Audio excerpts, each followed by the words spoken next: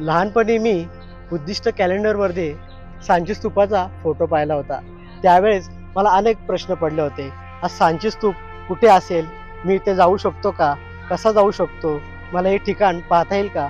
असे अनेक प्रश्न मला पडत होते. आज प्रत्यक्ष हा स्तूप मी पाहत आहे. त्या स्तूपासमोर आज मी उभा आहे. माझ्या डोळ्यांनी हा स्तूप मी प्रत्यक्ष पाहत आहे. स्तूपाची भव्यता पाहून मी स्तब्ध झालेलो आहे. तोरणद्वारावरील कलाकृती आणि शिल्पपट पाहून मी भारावून गेलेलो आहे. नमो बुद्धाय, जय भीम. मी बुद्धम जाधव द ग्रेटेस्टमध्ये आपलं सर्वांचं स्वागत. आज आपण आलो आहे पॅन्थसच्या माध्यमातून लेणी अभ्यासक सूरज जगताप सरांसोबत हा अभ्यास दौरा अटेंड करण्यासाठी. या अभ्यास दौऱ्यामध्ये आपल्याला या स्तूपाचा संपूर्ण इतिहास, या स्तूपावरती असलेले कोरीव काम, शिल्प, प्रतीके, चिन्ह आज आपण समजून घेणार आहोत.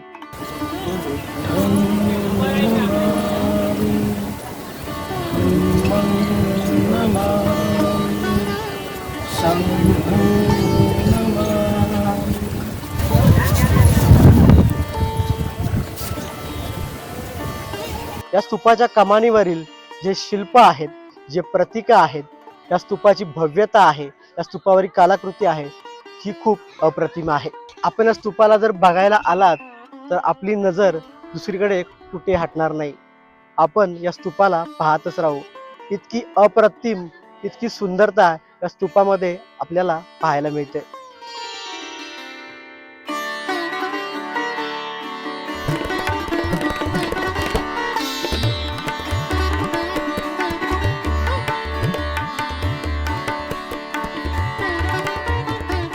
महाराष्ट्रातील मुंबईच्या नालासोपारा येथील जे स्तूप आहे त्या ठिकाणी देखील आपण व्हिडिओ बनवलेला आहे. त्या स्तूपावरूनच त्या सांची स्तूपाची निर्मिती झालेली आहे. आपण बघू शकतो किती हा भव्य दिव्य असा स्तूप आहे. याची कलाकृती, याचे शिल्प आणि प्रतीके किती अप्रतिम कोरलेले आहेत. विचार करा, नालासोपारा येथील जो स्तूप आहे तो एका कोळी व्यापाऱ्याने तो बांधलेला आहे. सुरुवातीला तो स्तूप आपल्याला लाकडाचा पाहायला मिळत होता. आज तो स्तूप आपल्याला माती आणि विटांचा पाहायला मिळत आहे. सांची स्तूप हा अप्रतिम असं बारकाईने निर्माण केलेला आहे. याची सुंदरता खरंच पाहण्यासारखी आहे. विचार करा, मुंबई येथील नालासोपारा येथील स्तूप हा देखील किती सुंदर आणि भव्य दिव्य असेल, पण आज त्याचे अवशेष आपल्याला कुठे पाहायला मिळत नाही. चला तर मग बौद्ध संस्कृती जाणून घेऊया, बौद्ध संस्कृती समजून घेऊया. सांची स्तूपावर आलोय आपण. सांची स्तूप हा बुद्धिझम मध्ये सगळ्यात महत्वाचा स्थळ मानला जातो. म्हणजे प्रियदर्शी चक्रवर्ती सम्राट अशोक यांच्या जीवनाशी या स्तूपाचं महत्व आहे. तसंच संघमित्रा आणि स्थवीर महेंद्र, तसेच सम्राट अशोकांची मुलगी पत्नी देवी, ज्यांना विदिशा देवी म्हटलं जातं, त्यांच्या सगळ्या जीवनाशी याचा संबंध आहे. तर या सगळ्या गोष्टी आपल्याला कशा समजतात, म्हणजे आपण कसं समजून घेऊ शकतो या सगळ्या गोष्टींना, तर इथे बरीचशी प्रतीक आहेत, चिन्ह आहेत, ज्याच्यातून आपल्याला बऱ्याच गोष्टी उलगडून सांगता येतात. आता तुम्ही जेव्हा त्या स्तूपाच्या समोर उभे आहात, जेव्हा तुम्ही स्तूप बघत आहात, तुमच्या आता लक्षात येत नाहीत की नक्की काय म्हटलंय इथे, काय लिहिलं गेलंय, ओके, किंवा काय ह्यांचं म्हणणं आहे. तर या सगळ्या गोष्टी याच्यामध्ये बुद्धिझमच्या ज्या गोष्टी आहेत त्या सगळ्याच्या सगळ्या याच्यात कॉर्पोरेट केलेले आहेत. तर आपण तुमच्याच बरोबरीने आणखीनही दोन मोठे ग्रुप आहेत श्रीलंकेमधले. तर तुम्ही बघत असाल की 500-500 लोक आहेत. त्यांचा डिसिप्लिन किती आहे, की कोणाचाही आवाज होत नाही, कोणीही जागा सोडून जात नाहीये. तुम्ही जर बघितलं तर सगळे इंटॅक्ट आहेत. आम्ही कालपासून तेच सांगतो की तुम्ही सगळेजण सोबत राहा, सोबत राहायचं कारणच आहे आपण शिस्त विसरलो, आपण जी संघाची एकरूपता जी आहे ती विसरलोय. त्याच्यामुळे वारंवार सांगावं लागतं. 500-500 लोकांचा ग्रुप आहे, पण तो किती डिसिप्लिन्ड आहे. हे डिसिप्लिन हे आपल्याकडून शिकलेत ते, पण आपण मात्र विसरलोय. ठीक आहे. तर इथे बऱ्याचशा गोष्टी आहेत की तुम्हाला आत्ता त्या उलगडत नाहीये. तर सम्यक संबुद्ध सगळ्यांना माहिती आहेत, ज्यांनी बुद्ध धम्माचा पहिल्यांदा स्थापना केली. सम्यक संबुद्धांनी स्थापना केली धम्माची. धम्म म्हणजे नेचर्स लॉ. या नेचर्स लॉला त्यांनी जो मौखिक स्वरूपात होता त्याला नंतरच्या काळामध्ये त्याला लिपिबद्ध पण केलेलं आहे आणि त्याला शिल्पांकित पण केलेलं आहे. आता तुम्ही ज्या स्तूपावर उभे आहात, हा स्तूप आजपासून जवळपास 2300 वर्ष जुना आहे. म्हणजे जो तुम्ही आता बघताय, जो वरचं आवरण बघताय, हा तेव्हाचा नाही आहे. हा नंतरच्या काळातला आहे. पण मुख्य स्तूप जो आहे, जो मूळ स्तूप आहे, तो या स्तूपाच्या आतमध्ये आहे. जो तुम्ही तो प्लास्टर सारखा भाग बघताय, जो इथे पण आहे आणि तिथे पण आहे, तो तिथे बघायला मिळतं आपल्याला. तिथे बऱ्याचशा गोष्टी आहेत. इथे कुठेतरी तुम्हाला बुद्ध दिसत आहेत का? इथे तुम्हाला कुठेही बुद्ध दिसणार नाही. त्याचं कारण असं आहे की बुद्धांना चित्रण, बुद्धांना शिल्पांकित करणे हे बौद्ध धर्मामध्ये जो सुरुवातीचा काळातला जो स्थविरवादी पंथ होता, त्याच्यामध्ये त्यांना मान्य नव्हतं. म्हणजे बुद्धांना चित्रायचं किंवा बुद्धांचं शिल्प कोरायचं हे बुद्धांना मान्य नव्हतं, आणि त्यामुळे तुम्हाला इथे कुठेही बुद्धांचं शिल्पांकन दिसणार नाही. आता हा सांची स्तूप, तुम्ही काल पण एक स्तूप बघितला. कोणता स्तूप बघितला? काल तुम्ही सारू मारू बघितला. तिथे तुम्हाला असं अलंकरण दिसलं का? तर नाही. त्याचं कारण असं आहे की इथे कधी काळी म्हणजे ज्या विदिशा देवी होत्या त्या पूजन करायला यायच्या, आणि त्यांच्यासाठी ह्या स्तूपाची निर्मिती करण्यात आली. बुद्धांच्या जीवनाशी सांची स्तूपाचा काही संबंध नाही. आले लक्षात? सांची या ठिकाणाचा आणि बुद्धांचा काही संबंध नाहीये.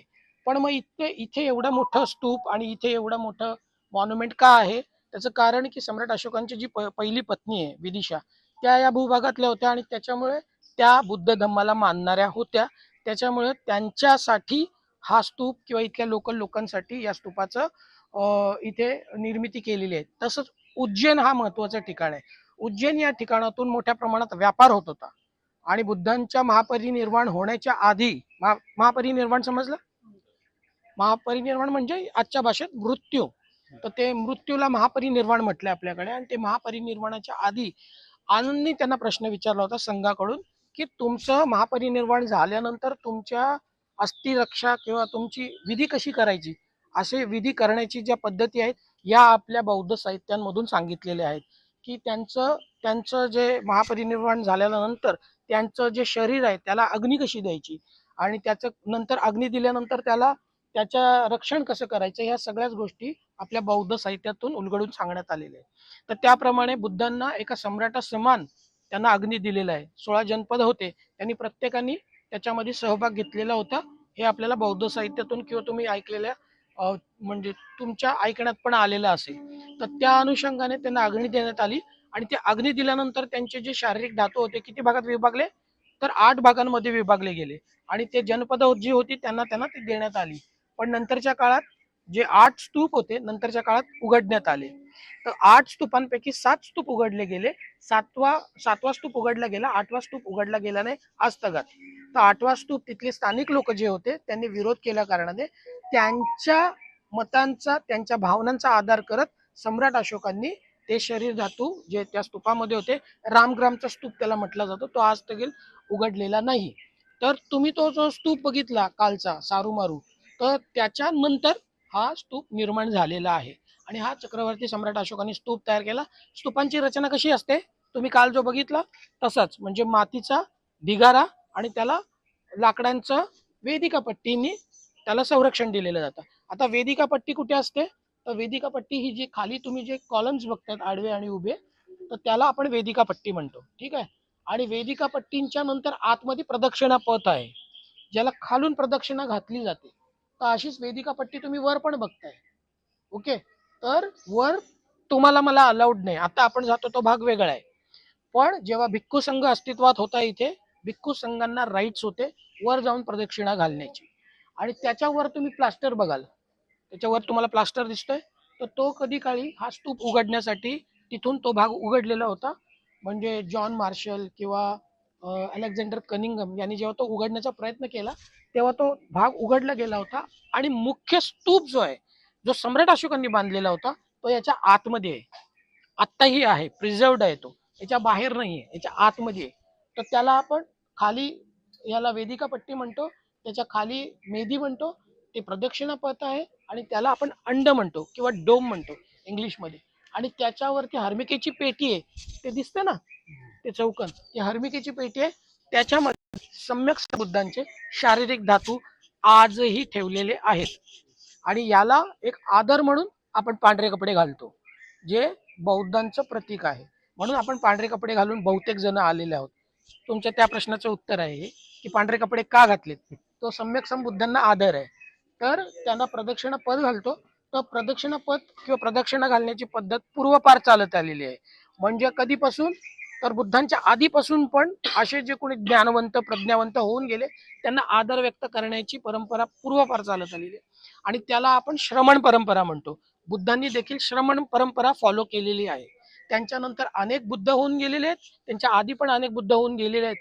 बुद्धांनी सांगितलंय येत म्हणजे अनेक काळामध्ये बुद्ध होऊन गेले. ते बुद्ध म्हणजे ज्ञानवंत प्रज्ञावंत, पण त्यांनी समाजासाठी काम केलेलं नाही.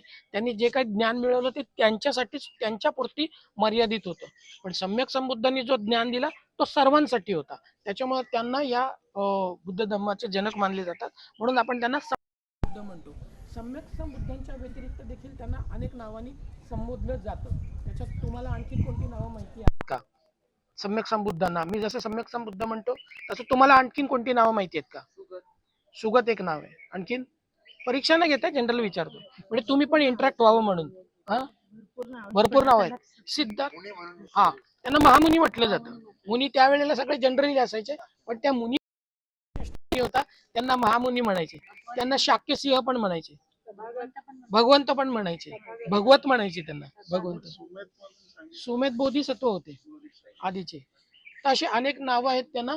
त्यांना शाक्यमुनी शाक्य सिंह अशी नावं होती. शाक्य सिंह त्यांना म्हणायचे. त्याचं प्रतिकात्मध्ये नंतर परिवर्तित केलेलं आहे ते चक्रवर्ती सम्राट अशोकांनी. शाक्य सिंह कसं आणि शाक्य सिंहाचा अर्थ काय तो तिथे गेल्यावर सांगेन.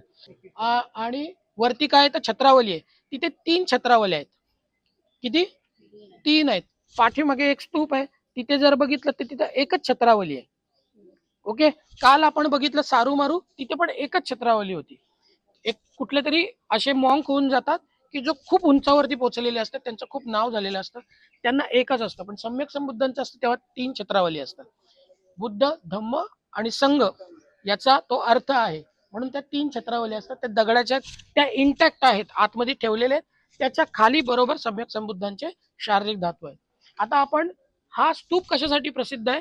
तर हा स्तूप हे जे तोरणद्वार आहेत जे तुम्ही आता बघताय या तोरणद्वारांसाठी प्रसिद्ध आहे. आता खालून आपण जेव्हा सुरुवात करतो तुम्हाला खूप काही दिसतं इथं. खूप काही म्हणजे याच्यामध्ये तुम्हाला बऱ्याचशा गोष्टी दिसतात. आता काय काय दिसतात तुम्ही जर असं बघितलं तर तुम्हाला काहीच कळणार नाही. याच्यामध्ये ह्या 3 पट्ट्या आहेत. या 3 पट्ट्या आहेत ना, वर इथे गोल दिसतंय आणि हे आहेत. याला हा जो गोल आहे हा जो दिसतोय याला त्रिरत्नाचं प्रतीक म्हटलं जातं. त्रिरत्नाचं प्रतीक कोणतं? तर बुद्ध धम्म आणि संघ. पण हे मध्ये जे प्रतीक दिसतं हे काय आहे? तर तो पंचशिलेचं प्रतीक आहे. पंचशील तुम्ही जो अनुसरता ना त्या पंचशिलेचं प्रतीक म्हणून त्याला संबोधन आहे. आणि हे सिंह आहेत वरती. आता ही शिल्पांकन एवढी जबरदस्त काय? तुम्ही बाकीच्या ठिकाणी शिल्प बघाल आणि या शिल्पांमध्ये एवढं फरक काय? तर त्याचं कारण असं होतं की हे जे शिल्पांकन आहेत हे सम्राट अशोकांच्या नंतरच्या काळातली. सम्राट अशोकांच्या काळात इथं शिल्पांकनं नव्हती. हे ज्या वेदिका पट्टी आहेत याला ज्या वेदिका पट्टी म्हणतो आपण, इथे कधी काळी लाकडाच्या वेदिका पट्टी होती जेव्हा सम्राट अशोकांनी स्तूप बांधलेला. तर ह्या वेदिका पट्टी ज्या आहेत या रिप्लेस केल्या गेल्या. कधी? जेव्हा सम्राट अशोकांचा नंतरचा काळ झाला. मग तो कोणी केला? तर शुंग नावाचे जे राजे होते त्या काळातले शुंग आणि सातवाहन. सातवाहन मी काल सांगितले तुम्हाला कोणते राजे होते? महाराष्ट्रामध्ये सातवाहन हे आपल्या महाराष्ट्राला लाभलेले सगळ्यात इतिहासाला नोंद असलेले पहिले राज्यघराणं आहे. सातवाहनांचा कार्यकाळ चालू होतो इसवी सन पूर्व 230 ते इसवी सनाचं 220. किती काळ? इसवी सन पूर्व 230 ते इसवी सनाचं 220. जवळपास 450 वर्ष या महाराष्ट्रातील राजांनी भूप्रदेशावर राज्य केलं. सर्वात मोठ्या सम्राट अशोकांच्या मौर्य घराण्याचा पडाव झाल्यानंतर सगळ्यात मोठं आणि स्ट्रॉंग राज्य घराणं कुठले होतं तर तो महाराष्ट्रीयन राज्य घराणं होतं. आणि we are very lucky that we belong to Maharashtra. आणि त्या महाराष्ट्रातल्या राज्यांनी जे पण त्यांच्या घराण्यातली राजे होऊन गेले त्यांचा सगळ्यात स्ट्रॉंगेस्ट गौतमीपुत्र सातकर्णी होता. याच्या कार्यकाळात मोठं विस्तारीकरण झालं बुद्ध धर्माचा. आणि याच राज्य घराण्याने हे जे तुम्ही आता बघता हे तोरणद्वार याला आपण म्हणतो. याला काय म्हणतो? तोरणद्वार. या तोरणद्वारांची निर्मिती झाली. आणि आपल्याकडे महाराष्ट्रामध्ये सगळ्यात जास्त शिल्पांकन आहेत कुठे आहेत? त्या लेण्यांवरती आहेत. लेण्या आपल्याकडे हजारोच्या संख्येने लेण्या आहेत. जवळपास जुन्नरमध्ये 450 लेण्या आहेत. ते सगळं बघायला मिळते इथं. तर जुन्नरमध्ये 450 लेण्या आहेत. अशा जवळपास 1000 ते 1200 लेण्या एकट्या महाराष्ट्रामध्ये आहेत. आणि त्याच्यामुळे या तोरणद्वाराचं अंकन एका लेणीवर तुम्हाला दिसतं. ती कोणती लेणी तर तुम्हाला आता माहिती नाही. तुम्ही जेव्हा अभ्यास कराल तेव्हा ते तुम्ही सगळे रिलेट कराल. इथे बऱ्याचशा गोष्टी आहेत. तर हा तोरणद्वार तुम्हाला त्रिरश्मी लेणी जिथं नाशिक आहे, जिला हे लोक पांडव लेणी म्हणतात, त्या एका लेणीच्या प्रवेशद्वारावरती हा तोरणद्वाराचा अंकन आहे. त्याच्यावर देखील शिल्पांकन आहे. आता ही शिल्पांकन तुम्हाला आत्तामुखी आहेत जोपर्यंत मी सांगत नाही तोपर्यंत. हे जे हत्ती आहेत, हत्ती पवित्र प्रतीक मानलं गेलेलं आहे बुद्ध धर्मामध्ये. या हत्तींच्या सुळ्यांमध्ये ही पोकळी जी दिसते त्याच्यामध्ये कधी काळी ओरिजिनल हस्तिदंत होते. आणि हे शिल्पांकन करणारे जे कोणी आर्टिस्टन्स होते हे सगळे इथले लोकल होते आणि ते देखील हस्तिदंतावर काम करणारे आर्टिस्टन्स होते. त्याच्यामुळे ही जी शिल्पांकन आहेत हे जे दिसत आहेत तुम्हाला, ही जी शिल्पांकनं दिसत आहेत ना, ही सगळीच्या सगळी शिल्पांकनं इथल्या स्थानिक जे हस्तिदंतावर कोरीव काम करणारे जे कोणी कारागीर होते त्यांनी तयार केलेले. त्याच्यामुळे एवढी बारकाईने, कारण ते लोक हस्तिदंतावर याच्यापेक्षा छोटं काम करायचे, दगडावर ते त्यांना इझिली करायला होत होतं, त्यामुळे ते करतायत. आता ह्याच्यावर म्हणणं काय आहे, हे सगळं म्हणणं आहे त्यांचं, हे सगळं म्हणतायत काही ना काय अर्थ आहे याचा, या सगळ्या गोष्टींचा अर्थ आहे. तर ह्याच्यामध्ये तुम्हाला एक ना वारंवार झाड दिसेल, इथे झाड दिसेल, प्रत्येक वेळेला झाड दिसेल तुम्हाला. इथे हे सम्राट अशोक आहेत, हे सम्राट अशोक हे रथात बसलेले आहेत. हे रथ आहे आणि त्यावेळी रथ कसे होते ते दिसत आहेत तुम्हाला. आणि हे प्रवास करतायत हे लोक आहेत. सम्राट अशोक किंवा राजा कसा ओळखायचा, कसं ओळखता येतं, मी कसं तुम्हाला सांगू शकतो. तर तुम्ही प्रत्येक वेळेला जो कोणी असेल त्याच्या डोक्यावर छत्र बघाल, हे छत्र दिसते तुम्हाला आहे ना, तर तो राजा किंवा एखादा सम्राट असेल तेव्हा तो प्रतीक येतं. बुद्धांच्या सम्यक संबुद्धांच्या डोक्यावर देखील छत्र असतं प्रतीकातून जेव्हा येतं तेव्हा. तर इथे तुम्हाला इथे कुठल्याही पॅनलवरती बुद्ध दिसणार नाही, इथे बुद्ध दिसत नाही. ठीक आहे, एक एक तुम्हाला आता हे प्रत्येक उलगडून सांगणं एवढं काही सोपं नाहीये, कारण खूप मोठं आहे आणि 4 तोरणद्वार आहेत. त्याच्यातले काही प्रतीक मी तुम्हाला दाखवेन, काही सांगेन. ठीक आहे, आता हे झाड कसंच आहे. इथे तुम्ही बघितलं तर इथे ढोल वाजवतायत, ढोल वाजवणारे लोक दिसत आहेत, वंदन करणारे लोक दिसत आहेत. कशाला वंदन करतायत हे लोक सगळे. हा व्यक्ती काय आहे तर याच्या हातामध्ये हार आहे, याच्यामध्ये हार आहे. आणि हा जो व्यक्ती आहे, हे 4 व्यक्ती एका याच्याकडे तोंड करून बसलेले आहेत. हे सगळे या झाडाला तोंड करून आहेत. आणि हा झाड म्हणजे सम्यक संबुद्ध. मला कसं कळतं, तुम्हाला पण कळेल ते आता मी जेव्हा सांगेन तेव्हा. सम्यक संबुद्धांना ज्ञान कुठे प्राप्त झालं, बोधिवृक्षाखाली. तर तो बोधिवृक्ष हा आहे आणि त्याला वर छत्रावली आहे आणि या बोधिवृक्षाला वंदन करणारे हे लोक आहेत. ओके, खाली काय दिसते इथं, इथे खाली आसन दिसते. तर सम्यक संबुद्धांनी जेव्हा बुद्ध गयेला जिथे अधिष्ठान केलेलं होतं तिथे कधी काळी सम्राट अशोकांनी एक डायमंड थ्रोन दिलेलं होतं, वज्रासन दिलेलं होतं. त्या वज्रासनाचं प्रतीक म्हणून हा तो थ्रोन आहे आणि त्याला वंदन करणारे हे लोक आहेत. आता इथे पण तशीच लोक आहेत, पण इथे तुम्हाला हे दिसतंय, काय दिसतंय तर एक झोपडी वजा एक घर दिसतंय. तर ते म्हणजे सम्यक संबुद्ध प्रत्यक्षात जिथे राहायचे त्याला आपण काय म्हणतो, गंधकुटी. त्या गंधकुटीचं हे प्रतीक आहे आणि त्याला वंदन करणारे उपासक. असे हे वारंवार दिसतील तुम्हाला. हे हत्ती दिसतील, हे प्रतीक दिसतील, हे फूल आहे, हे फूल देखील सम्यक संबुद्धांचं प्रतीक आहे. ते कसं तर सम्यक संबुद्धांना पवित्र किंवा प्युरिटीचं साईन म्हणून तो कमळ ओळखला जातो. आता कमळाचा गुणधर्म काय आहे, चिखलात येतो, तो चिखलात उगवतो. सांसारिक जीवनामध्ये खूप क्लिष्टता आहे. चिखल म्हणजे सांसारिक जीवन आहे, कमळ म्हणजे बुद्ध आहेत आणि त्या बुद्धाला कोणत्याही तृष्णा ज्या सांसारिक जीवनातल्या आहेत त्या शिवत नाही. तोच गुणधर्म कमळामध्ये आहे. तर काय तर त्याला चिखल आणि पाणी कधी शिवत नाही. तसंच सम्यक संबुद्धांना या भाऊचक्रातले ज्या काही तृष्णा आहेत त्या कधी शिवू शकलेल्या नाहीत, त्याच्यातून ते बाहेर आहेत. म्हणून ते लोक कमळाचं वारंवार ते अंकन तुम्हाला दिसेल. ठीक आहे, असं हे सगळं आहे. हे जे तुम्हाला आता चांगल्या स्वरूपात दिसतं हे कधीही चांगल्या स्वरूपात नव्हतं. जॉन मार्शल म्हणून एका सरांचं नाव मी घेतलं. ते जॉन मार्शल इंग्रज अधिकारी होते. ते जेव्हा इथे आले तेव्हा हे सगळे पॅनल खाली पडलेले होते, हे सगळे पडलेले होते, हे कुठलेही व्यवस्थित नव्हते, हे सगळे पडलेले होते. आणि हे नंतर जॉन मार्शल यांनी स्वतः मेहनत करून हे पुन्हा त्याला रिइस्टॅब्लिश करण्यासाठी प्रयत्न केले. तर असं या प्रत्येकाचं हे आहे. आणि ही जी आहे हिला शालभंजिका म्हटली जाते. आता याच्यावर मोठं डिबेट आहे का शालभंजिका कशी आहे आणि काय त्यांनी. आणि ते मोतीलाल आयुर्वार सर माझ्या आधीच्या अभ्यास दौऱ्यामध्ये स्वतः होते. रात्री मी त्यांना मेसेज टाकला होता, ते भेटायला कदाचित आले तर त्यांचं सांचित दानम हे जे पुस्तक आहे ना ते आपल्याला कदाचित भेटू शकेल डिस्काउंट मध्ये. ठीक आहे. आता पाली कोण कोण करताय? तुम्ही करताय. तुम्ही केलंय. केलंय. सम्यक संबुद्ध आपल्या आईला धम्म सांगायला जातात. कुठे जातात? बरोबर. त्यांची आई जी महामाया आपण जिला म्हणतो त्यांचं निर्माण झालेलं होतं. आणि मग त्यांच्या आईला ते अभिधम्म सांगायला किंवा शिकवायला धम्म शिकवायला गेले. कुठे? तर स्वर्गात. आणि ते स्वर्गातून खाली उतरले. आणि मग ती जी उतरले ती ठिकाण म्हणजे संकिसा. हा, संकिसाला ते उतरले, त्याचं हे प्रतीक आहे. ठीक आहे. नाही, त्याचं हे प्रतीक आहे. बरं, एक गोष्ट लक्षात घ्या, हे बुद्धांच्या नंतर या सगळ्या संकल्पना निर्माण झालेल्या आहेत. बोधिसत्वाच्या या जीवनाशी संबंधित आहेत. बोधिसत्व कोणाला म्हणतात? बोधिसत्व त्याला म्हणतात की जो बुद्धत्व प्राप्त करणार आहे. तुम्हाला इथे कुठेही बोधिसत्वाचं शिल्पांकन दिसणार नाही. बुद्ध झाले नाहीत त्याच्या आधी बोधिसत्व असतात. म्हणजे जो व्यक्ती बुद्ध धम्मात, ज्या व्यक्तीला बुद्ध धम्म म्हणजे तो बुद्धत्व प्राप्त करणार आहे. आता सामान्य व्यक्ती आहे पण तो सामान्य व्यक्ती बुद्धत्व प्राप्त करणार आहे पण बुद्धत्व प्राप्त केलेलं नाही अजूनपर्यंत. अशा व्यक्तीला आपण बोधिसत्व म्हणतो. हे झालं महायान परंपरेतलं बोधिसत्व, महायान परंपरेतलं झालं. पण इकडे स्थविरवादी पण आहेत. दोन पंथ आहेत आपल्याकडे, सगळ्यांना माहिती आहे. कोणतं कोणतं? महायान आणि थेरवाद, ज्याला हिनयान म्हणतात. पण यांना त्या काळामध्ये ही नावं नव्हती. त्यांना थेरवाद म्हटलं जात होतं. स्थविरवादी म्हणतात, थेरवादी म्हणतात आणि महासांघिक म्हणतात. थेरवादामध्ये 11 पंथ आहेत. किती?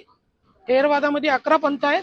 महासांघिकांमध्ये 7 पंथ आहेत. यांच्या वेगवेगळ्या मान्यता होत्या पण सर्वांचा एकच अंतिम ध्येय होता, निर्वाण. ओके. आणि ते सगळेजण सम्यक संबुद्धाला मानत होते.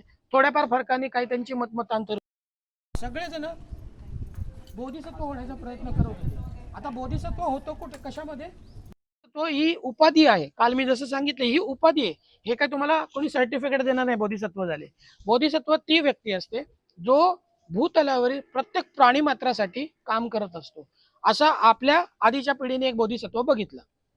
त्याचं नाव डॉक्टर बाबासाहेब आंबेडकर. परमपूज्य डॉक्टर बाबासाहेब आंबेडकर. डॉक्टर बाबासाहेब आंबेडकरांना आपण आदराने बोधिसत्व देखील म्हणतो. त्यांना ती उपाधी दिली आहे कारण त्यांनी सर्व समाज घटकांसाठी काम केलेलं आहे. म्हणून त्यांना आपण बोधिसत्व या संज्ञेमध्ये मोडतो की जो सर्वांसाठी कल्याणकारी काम करतो. अशा व्यक्तीला आपण बोधिसत्व म्हणतो. पण इकडे थेरावादामध्ये बोधिसत्व म्हणत नाही. तर थेरावादामध्ये अशी पदवी आहे. इकडे बोधिसत्व आहे तर इकडे त्याला अरहंत म्हणतात. तो अरहंत म्हणजे काल मी जसं सांगितलं, जो सकुदगामी अनागामी या पदांवरून शेवटी मग तो अरहंत या पदावर जातो. हे दोघेही समान आहेत. अरहंत आणि बोधिसत्व हे समान आहेत. पण अरहंत झालेले व्यक्ती कधीही दुसऱ्यासाठी प्रयत्न करत नाही. तो स्वतःसाठी प्रयत्न करतो. स्वतःचा अरहंत जो पद आहे तो प्राप्त करून घेतो. पण बोधिसत्व जो असतो तो बोधिसत्व पद बुद्धत्व प्राप्त करून घेत नाही जोपर्यंत या भूतलावरील सर्व प्राणी मात्र दुःखातून मुक्त होत नाही तोपर्यंत तो बोधिसत्वच राहतो. आणि असा बोधिसत्व अनेक आहेत आणि पुढच्या काळामध्ये येणार आहेत. अशी संकल्पना देखील आपल्या लेण्यांवरती आहे, ज्याला आपण मैत्रेय बोधिसत्व म्हणतो. जो भविष्यातला बोधिसत्व होणार जो आहे, जो पुढे जाऊन बुद्ध म्हणजे होणार आहे, अशा व्यक्तीला आपण बोधिसत्व, मैत्रेय बोधिसत्व म्हणतो. अशा संकल्पना आहेत. आणि हे जे आता इथे आपण एकच तोरणद्वार बघतोय, असे चारी दिशेंना 4 तोरणद्वार असायचे. आणि या चारी दिशेतून येणाऱ्या भिक्खू संघाचं स्वागत करण्यासाठी असे 4 तोरणद्वार आहेत. प्रत्येकाच्या वरती काही ना काही अर्थ दिलेला आहे. प्रत्येकाच्या म्हणजे याच्यामध्ये इंडिकेशन काही ना काही आहे. इथे तुम्ही जर बघितलं तर इकडे याच्या आतमध्ये देखील तुम्हाला शिल्पांकन दिसतील. हे जेव्हा तुम्ही शिल्पांकन बघाल तर हा जसा स्तूप आहे तसा स्तूप दिसतोय तुम्हाला. आणि त्याच्यावर अलंकरण केलेलं आहे आणि त्याला सुशोभित केलेलं आहे. हा तोरणद्वार आहे. पण ही जी व्यक्ती आहेत, ही जी खाली माणसं दिसत आहेत तुम्हाला, आहे ना, वर उडणारे गंधर्व दिसत आहेत. आता तुम्हाला एक आणखीन एक कॅरेक्टर निर्माण झालंय, गंधर्व. तर हे गंधर्व आहेत. आता हे गंधर्व म्हणजे कोण, तर तुम्हाला बाबासाहेब आंबेडकरांनी म्हणजे स्पष्ट भाषेत समजावून सांगितलेलं आहे. क्रांती आणि प्रतिक्रांतीमध्ये पहिल्याच चॅप्टर मध्ये गंधर्व, यक्ष, किन्नर यांचं विश्लेषण बाबासाहेबांनी सांगितलेलं आहे. हे बुद्धांच्या सेवेत असायचे असं त्याचं बाबासाहेबांनी म्हटलेलं आहे. तुम्ही जर यांचा पेहरावा बघितला, इथे बाहेरच्या पॅनलवर जे पेहरावा आहे त्याच्यामध्ये आणि यांच्या पेहराव्यामध्ये फरक दिसतो का? कसा दिसतोय? यांना गंधर्वांना पंख आहेत, पण खाली जे लोक आहेत त्यांचा पेहरावा कसा दिसतोय? या माणसाने त्याच्या हातामध्ये हार घेतलेला आहे, हात जोडलेला आहे, हा या स्तूपाला वंदन करतोय. याच्या डोक्यावर काय आहे? वेगळ्या फेटा आहे, फेटा नाही, टोपी आहे. नाही, इथे खाली लोक दिसत आहेत, ते वाजवत आहेत. हे वाजवणं भारतातलं आहे का? ही ढोलकी तर आहे, पण हे आपल्या भारतातलं आहे का? हे काही ना काही वाजवतात. हे भारतातले लोक नाही आहेत, भारताबाहेरून आलेले लोक आहेत. यांच्या मान्यता इथे कोरलेल्या आहेत. पण ते कशाला वंदन करतायत? तर याला वंदन करतायत. आता हे कशाला वंदन करतायत हे तुम्हाला गंधर्व इथं समजले? गंधर्व समजून घ्या. ते गंधर्व म्हणजे सामान्य व्यक्ती नसायचे, हे बुद्धांच्या सेवेत असायचे. आणि जेव्हा जेव्हा मंगल प्रसंग असतो तेव्हा तेव्हा ते उडत उडत हवेतून उडत येतात. या संकल्पना सगळ्या इकडे आहेत, पण ह्या मानायच्या नाहीत. बाबासाहेबांनी या सगळ्या गोष्टी नाकारलेल्या आहेत. या फक्त आता तुम्हाला समजून घेण्यासाठी आहेत. या फक्त समजून घ्या. हे गंधर्व इथे तुम्हाला दिसतात, तसेच इथं गंधर्व दिसतात. आता या गंधर्वाच्या हा व्यक्ती ज्याच्यावर बसून आलाय, तर तो तुम्ही जर बघितला तर त्याला तोंड कशाचं आहे? सिंहाचा तोंड आहे, त्याला नख आहेत आणि त्याला उलट पंख पण आहेत. इथं तो गंधर्व आहे, त्यांचे पाय वेगळे आहेत, हवेतून उडत आलेले आहेत. हे सगळे गंधर्व आहेत आणि हे सम्यक संबुद्धांचं प्रतीक आहे. हे सगळं सम्यक संबुद्धांचं प्रतीक आहे. ही सगळी प्रतीक आहेत. ही बुद्धांचं कुठेही अंकन तुम्हाला दिसणार नाही, ह्युमन फॉर्म मध्ये बुद्ध दिसणार नाहीत. ही सगळी बाहेरून आलेले ग्रीक आणि रोमन्स आहेत. यांच्या मान्यता देखील इथे आहेत. ग्रीक आणि रोमन्स कसे मांडले गेलेत. आता जेव्हा आपल्याला ही शिल्पांकनं दिसतात ना, त्याच्यामध्ये तुम्हाला ग्रिफिन्स दिसतील. हे बघा मागे या. शंख असलेला सिंह ना? हे काय दिसतंय तुम्हाला? हे बघा, हे दिसलं त्रिरत्न पंचशील. खाली या. हा काय आहे? हा ओके, हा प्राणी आहे, याला पंख आहेत. इथे कोण दिसतंय? हा, आणखीन मायादेवी. ओके. भरूचच्या स्तूपावरती तुम्हाला हे बघायला भेटेल. म्हणजे सम्यक संबुद्धांच्या जीवनाचं जेव्हा चरित्राबद्दल बाबासाहेबांनी लिहिलं बुद्ध आणि त्यांच्या धम्मामध्ये, तेव्हा याचा उल्लेख येतो की त्यांना 4 स्वप्न पडलेले होते. ते 4 प्रसंगावर आधारित शिल्पांकन आहेत. आता हा बौद्धांचं सुप्रसिद्ध शिल्प आहे. कोणतं? की महामाया एका भविष्यात तिच्या उदरी जो येणारा व्यक्ती आहे, तर त्याच्या स्वागतासाठी त्यांना सुचिरभूत केलं जात आहे. कशावर सुचिरभूत केलं जात आहे? तर 2 ते कमळाच्या अधिष्ठानावर आहेत. 2 हत्ती आहेत, ज्यांच्या सोंडेमध्ये 2 कुंभ आहेत. मेरू पर्वतावर त्यांना घेऊन जाण्यात आलेलं आहे. त्या मेरू पर्वतावर त्यांना घेऊन गेल्यानंतर त्यांना कमळाच्या अधिष्ठानावर, कमळ कशाचं प्रतीक आहे? तर प्युरिटीचे साईन आहे, पवित्र प्रतीक आहे. त्यांना त्याच्यावर ठेवलेलं आहे. आणि मग 2 हत्ती आहेत, जे जलकुंभानी त्यांना सुचिरभूत करतात की येणाऱ्या भविष्यामध्ये जो व्यक्ती येणार आहे त्याच्या स्वागतासाठी त्यांना सुचिरभूत केलं जातं. आणि ती व्यक्ती कोण आहे? तो सम्यक संबुद्ध. ओके. तर हे बौद्धांचं सुप्रसिद्ध प्रतीक तिथेच असं आहे.